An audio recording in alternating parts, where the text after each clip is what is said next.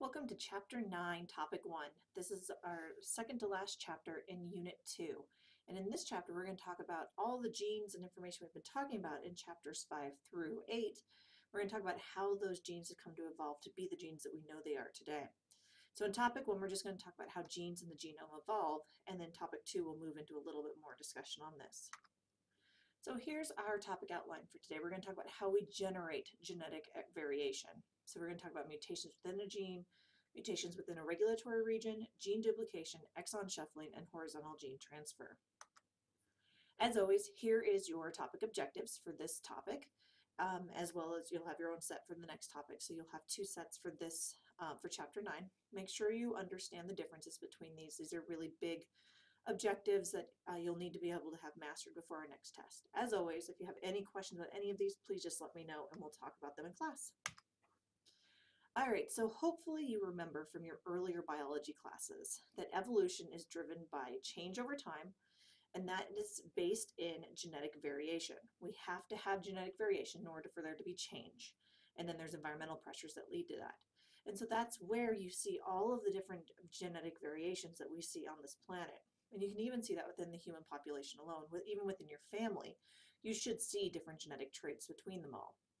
And so it's really important to understand that genetic variation is very important to biology and to the world around us and to continuing life in the future. So let's talk about these genetic variations. As I already mentioned, these are the ones we're going to talk about this topic, but let's go through them again. So the first one we're going to do is mutation within a gene. We've talked about these ones. This is where a mutation will occur within a gene. This is like sickle cell, for instance, that we've talked about before. Mutation within the regulatory region is where the regulatory genes, remember we talked about those before, this is when the regulatory region is turned off when it should be turned on, and so now this now this gene is not going to be expressed. Or it should be turned off and now it's turned on. Gene duplication is where we literally duplicate the gene within the genome. Exon shuffling will change the way that that gene is read, packaged, processed, etc.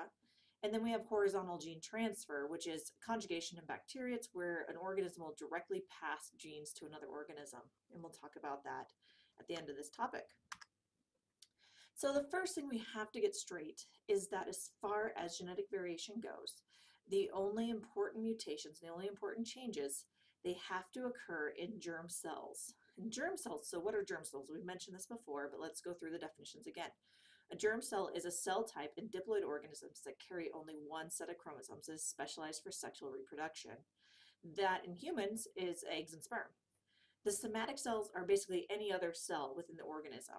And this is not the germline or the germline precursors, so it's just anything else. It's your skin cells, it's your hair cells, it's your eye cells.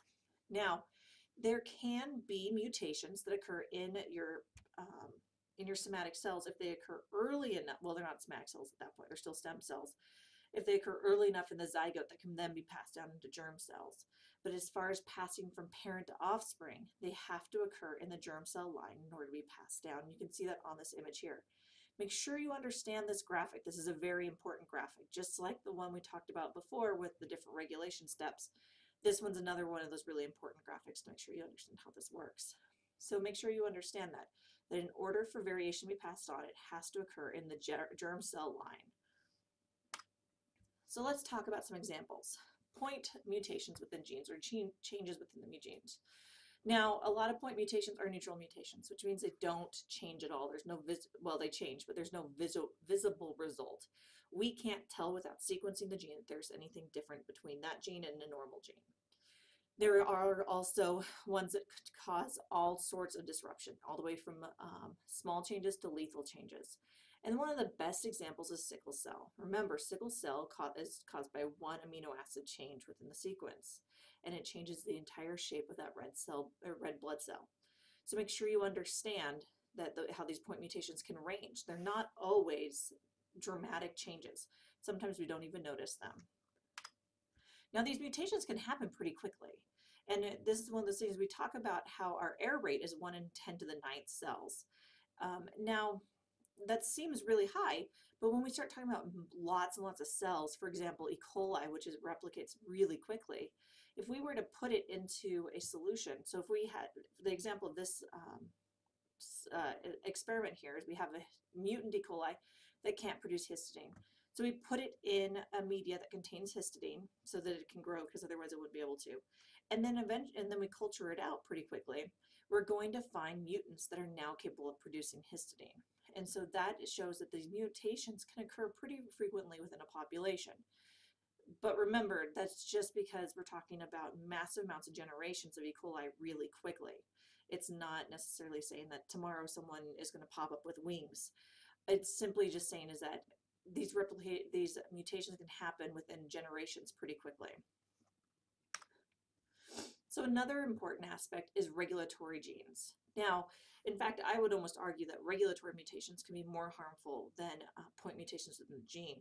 And this is because regulatory proteins are really important, and as we talked about, they're important for differentiation of cell types. They're important for regulation of the cell. And so we need to make sure that we understand that these are kind of a big deal.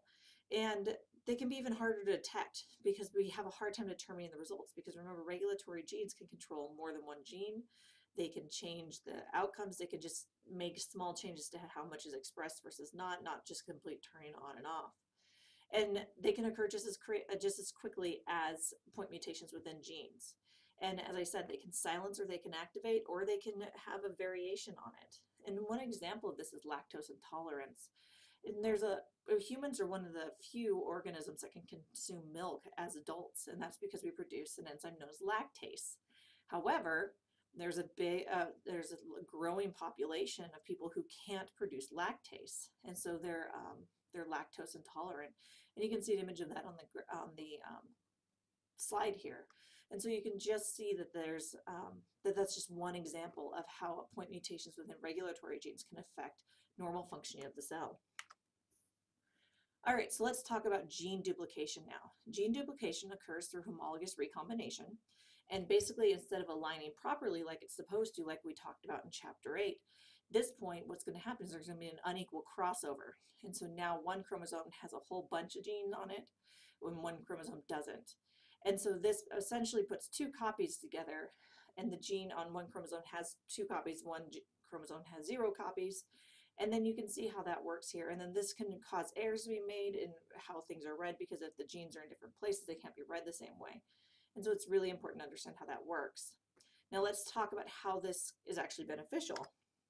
And here's an example of gene duplication. In gene duplication, in this example, we see the development of our 4-hemoglobin chain molecule that we use to carry blood on our red blood cells. And it started out as just a single globin that bound to one oxygen molecule. And over the course of time, there was enough copying of this gene that created the 4-molecule structure that we know today.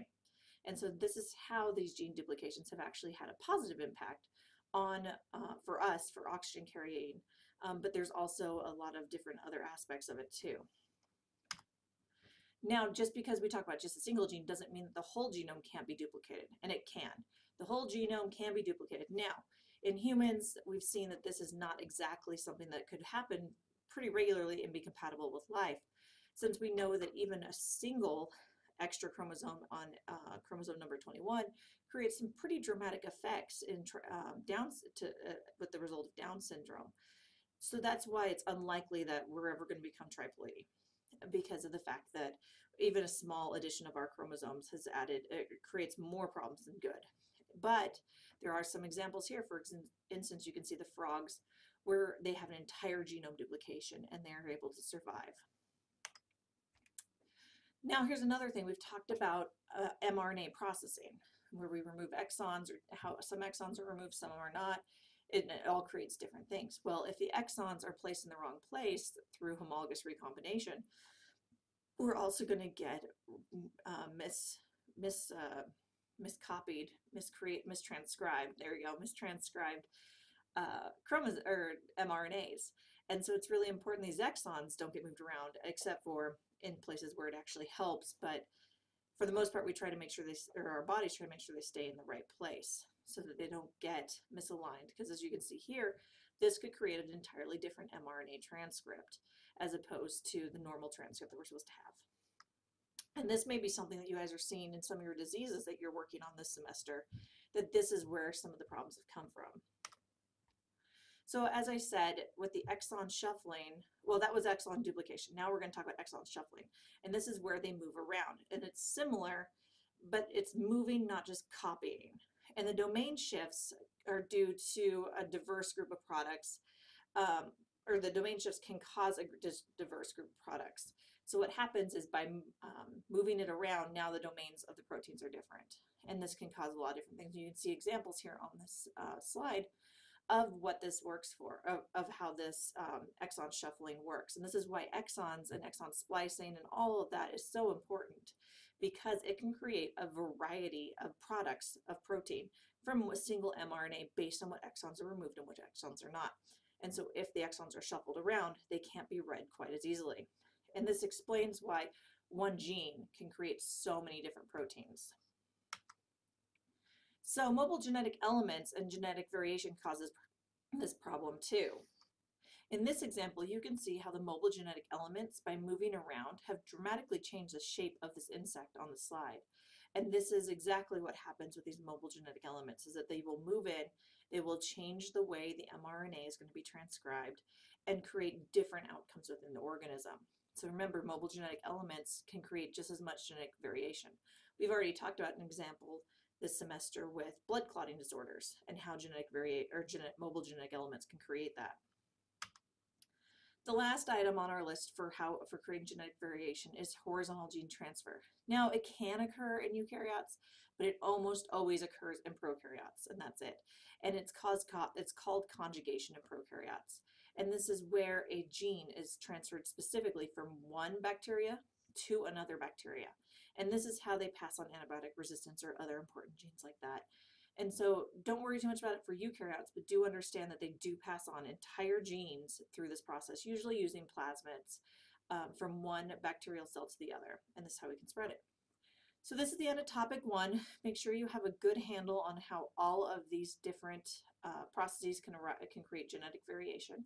And then when you're ready, feel free to move on to topic number 2.